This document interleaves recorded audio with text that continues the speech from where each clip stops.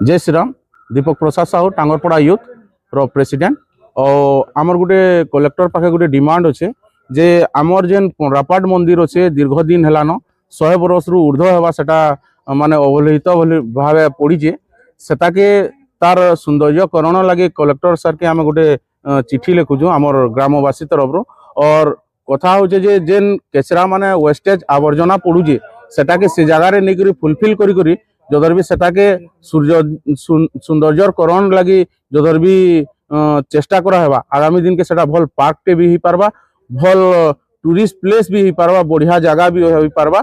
और मेन कथा होचे हिंदू मानकर जेहेतु गोटे परंपरा माँ मानकर जेन पूजा अर्चना हेसी सेनो भी पूजा हेसी लेकिन सेटाके केनसी माने गवर्नमेंट संस्था के केनसी प्राइवेट कहीं दृष्टि आकर्षण नहीं करवा से लगी आज आम कलेक्टर सार के गोटे चिठी माने प्रदान करूँ आगामी दिन रे सेटार सौंदर्यकरण हो बोली आम गुहारी करूँ कलेक्टर सार के।